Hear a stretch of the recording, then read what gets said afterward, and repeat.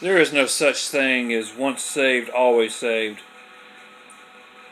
That's just a doctrine that so many God's people have, and especially this one denomination has. I'm not going to say what denomination that is, but any of God's people can have that false doctrine, that false belief that that once saved, always saved.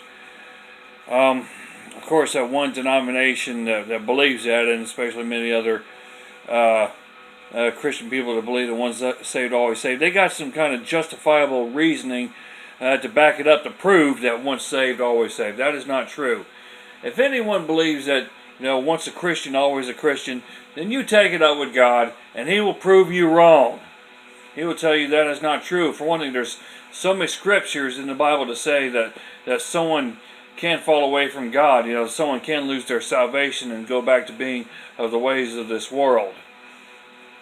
Once, several years ago, this man told me that when I told him about how someone was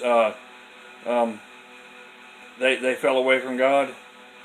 That guy said, then that person wasn't really saved. Yes, he was.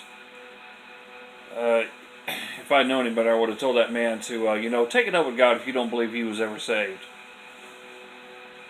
And but yeah, if anyone, I don't care what kind of bashings I'll be taking from my fellow brothers and sisters in Christ who want to think I'm wrong.